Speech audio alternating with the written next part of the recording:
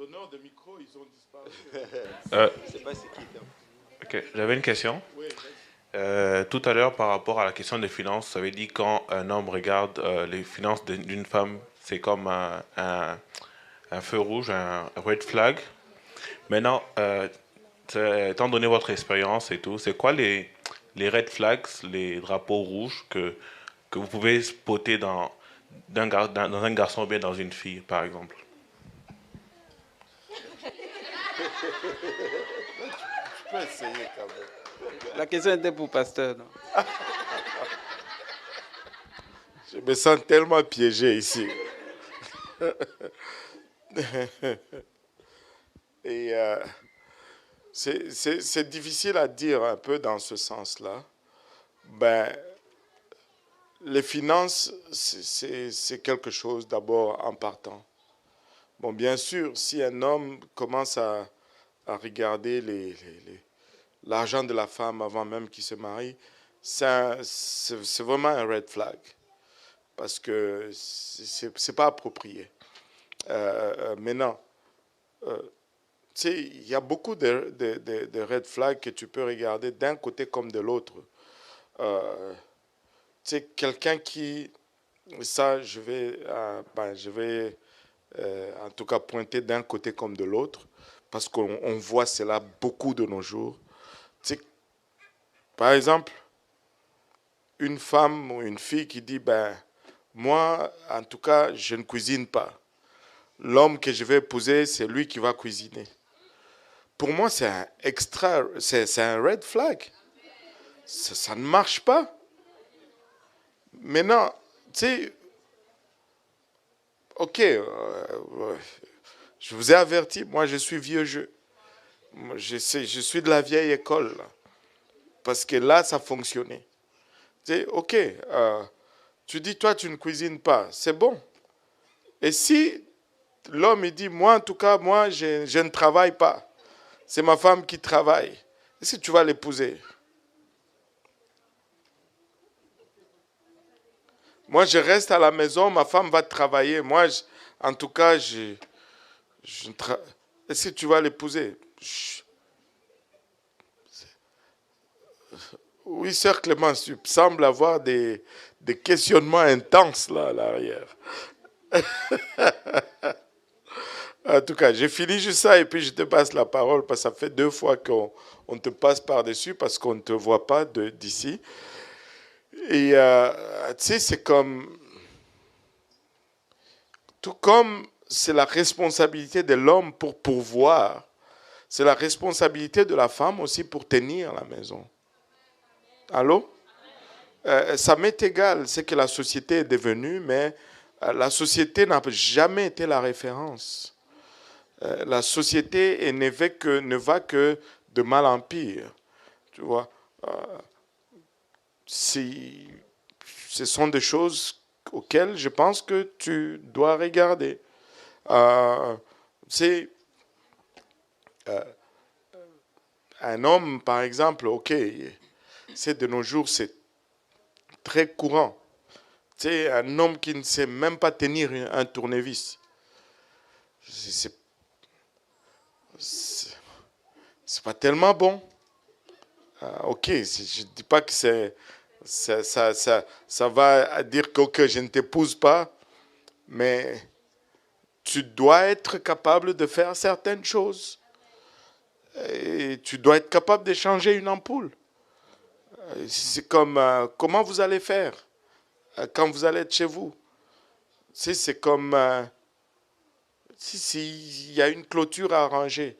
Je ne veux pas m'attendre que c'est ma femme qui arrange la clôture. Je vais le faire.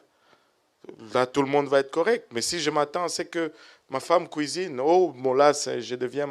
Non. C'est qu'il y a des tâches qui nous sont naturelles en partant. Et, mais la société, l'idéal, c'est le mariage idéal. C'est que l'homme amène assez d'argent pour permettre à sa femme de rester à la maison et de s'occuper de la maison et des enfants. C'est le mariage idéal. Vous pouvez amener tout le modernisme que vous voulez, mais ça, c'est le mariage idéal. Mais non, c'est ça. Oui, sœur Clémence, tu avais des...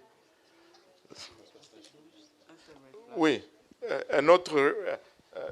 attends qu'il va donner un autre red flag et puis on va... Ouais, c'est ça. Il y a juste un seul red flag qui vient de me popper à la tête. C'est, je pense que ça va dans les deux sens. C'est quand autant pour la femme qui regarde un homme, pour un homme qui regarde une femme, mais tu veux regarder la direction de ton futur partenaire ou bien de ta future partenaire avec son dirigeant, avec son pasteur. Ce que je veux dire par là, c'est que si tu regardes, si tu convoites la personne que tu convoites, si tu te rends compte que c'est une personne, par exemple, qui parle dans le dos de son pasteur, une personne qui n'est pas soumise, ce n'est pas dans cette direction que tu veux aller. Parce que les hommes de Dieu que le Seigneur met sur nous, c'est une protection. Et autant que ton pasteur te protège, toi, mais dans le futur, ben c'est lui également qui va non seulement toi te protéger, mais protéger ta maison, donc ton foyer. Donc imagine que toi, tu te maries avec quelqu'un, toi, tu es soumis avec le pasteur, au pasteur, tout est correct. Donc ta relation avec ton pasteur est top shape. Mais ton mari, lui, il pense que ton pasteur, c'est un faux pasteur. Ou alors il pense que ton pasteur, c'est un faux prophète. Il ne croit pas à ton pasteur. Mais quand vous allez avoir des conflits, lui va aller voir son prophète, téléévangéliste, puis toi, tu vas aller voir ton pasteur et vous allez avoir des conseils différents. Et là, ça ne pourra jamais marcher. C'est même si vous êtes tous les deux volontiers, comme vous voulez, mais tout simplement parce que vous n'êtes pas sous la même couverture, ben, ça devient difficile. Donc, pour moi, c'est un gros red flag. Il faudrait que, et autant l'homme que la femme, les deux aient une soumission totale au pasteur. Et je vais même pousser jusqu'à dire, il faudrait que tu puisses voir dans ton partenaire une soumission telle que, peu importe ce qu'il ou elle pense, si le pasteur vient lui dire, tu arrêtes, mais que la personne soit prête à arrêter sans discuter. Donc, tu n'as pas envie de te marier avec quelqu'un qui argumente tout le temps avec ton pasteur. Parce que même qu'elle va aller demander, ou il va aller demander les conseils, mais peut-être qu'il va aller argumenter avec le pasteur. Et là, vous ne serez pas plus avancé. Donc, si le pasteur, en d'autres termes, n'est pas capable de conseiller ton mari ou ta femme, ben c'est toi qui es perdant, en fait.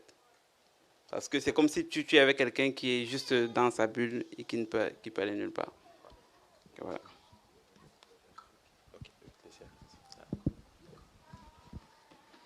Amen. J'aimerais dire d'abord que on se marie par amour. Amen. On se marie par amour et on oublie souvent ça. Alors quand je suis venu ici, quelqu'un m'a dit fais ci à ta femme ou fais ça, parce que le jour où vous allez divorcer, il va y avoir telle chose. Je lui dis, mais je ne me suis pas marié pour me divorcer. Je me suis marié parce que je l'aime et je compte aller jusqu'au bout. Si le Seigneur revient ou si quelqu'un de nous doit partir. Mais c'est d'abord de l'amour. Parce que la conception de la société, c'est telle que on se marie et puis on prépare la fin aussi. On se marie aussi et puis on commence déjà, le jour où on s'est marié, il y a des gens qui vont nous conseiller de faire telle chose pour que le jour où vous allez vous séparer, tu sois correct. Mais ce n'est pas ça. Le mariage, ce n'est pas comme un drap où tout le monde veut avoir le plus de son côté. Mais c'est comme, je veux donner le plus à mon partenaire parce que je l'aime. Alors, quand on commence par réfléchir en termes d'amour, je l'aime, on pense non plus à soi seul, mais on pense à sa famille. Je veux faire ceci parce que j'aime ma femme, parce que j'aime mes enfants. Et ma femme aussi va dire, je veux faire ceci parce que j'aime mon mari et j'aime mes enfants. Pas parce que c'est mon argent à moi, pas parce que c'est mes affaires à moi, pas parce que ceci m'appartient, ou pas parce que je fais trop ou ceci, mais tout simplement parce que je l'aime. Et très souvent, la société nous pousse à oublier cet aspect de la chose et à nous concentrer sur, OK, qu'est-ce que je gagne dans ce mariage? Qu'est-ce qui me revient le plus? Qu'est-ce qui est à moi? Qu'est-ce qui est mon bénéfice dans ce mariage? Mais on ne doit pas penser en ces termes-là. Je me sacrifie pour ma famille, je me sacrifie pour mes enfants, parce que je les aime. et je dis ça souvent aux gens que ça, c'est ma famille ici. Je n'ai pas une autre famille à part ça. Ce sont mes enfants, c'est mes familles, ma famille. Donc, je me sacrifie pour eux parce que je les aime. Donc, quand on se départit des idées de la société et qu'on veut se concentrer, c'est la raison pour laquelle j'ai dit que nous parlons ici d'un mariage chrétien. Et donc, notre Seigneur Jésus, il nous aime d'abord. Et il est mort pour nous à la croix. Parce qu'il nous aime. Pas parce qu'on n'était pas bon, pas parce qu'on était bon. On était tous pécheurs, on était dans la boue, on était sales complètement. Et pourtant, il est quand même allé mourir pour nous. Donc, nous devons juste mettre les choses à la bonne place et savoir que nous devons d'abord nous aimer et profiter de l'amour que nous avons les uns l'un pour l'autre dans le mariage. Des fois, je me pose des questions. Des gens qui se marient un an après et puis il y a toutes sortes de disputes. Ça, c'est un red flag tout de suite. Même dans la société, les gens estiment que pendant les 3 premières années, il y a beaucoup d'amour. C'est beaucoup, beaucoup d'amour. On s'aime vraiment beaucoup. Et après, on va. Mais quand les premiers mois du mariage, des gens commencent par s'affronter, ce n'est pas une bonne chose. Oui, pardon, les red flags, ça montait aussi chez moi là. Dans le sens où ce que j'ai retenu, ce que je comprends au début, si tu convoites quelqu'un, que ce soit du côté de l'homme ou de la femme, ce qui est important, c'est aussi de voir quelle est sa régularité aussi avec la maison de Dieu. Ça, c'est très important. Souvent, bon, comme le pasteur dit souvent, je pense que je suis dans son livre aussi. C'est ce que je pense maintenant. Okay? C'est pas que si tu n'es pas d'accord, tu peux mettre à la poubelle, mais c'est bon que tu aies vu la personne être dans l'église pendant longtemps, que tu l'aies vu souffrir dans ses problèmes, malgré les galères qu'il a eues, la personne est restée dans la maison du Seigneur. Ça, c'est vraiment un signe de fidélité. Dans ces difficultés, souvent, des fois, j'aurais même tendance à dire que c'est même bon que tu aies vu la personne au moins 2 ans dans la maison du Seigneur. Sa régularité avec la réunion de prière, par exemple. Comme pasteur Rachid l'a dit, sa soumission à l'autorité, au pasteur. Donc tout ça, c'est des red flags. Donc si tu vois que ces coins-là, c'est des problèmes, ça flash, je te dirais peut-être prends encore du temps avant vraiment peut-être de t'engager là-dedans. Et c'est toujours bon d'avoir toujours aussi l'opinion aussi des anciens. Si par exemple tu convoites quelqu'un et que tu vas voir par exemple ton pasteur, les anciens dans l'église, et qui te donnent par exemple un bon témoignage, ou par exemple certains te disent ok, il y a ce côté-là qu'on pense que tu devrais attendre un peu, c'est un red flag.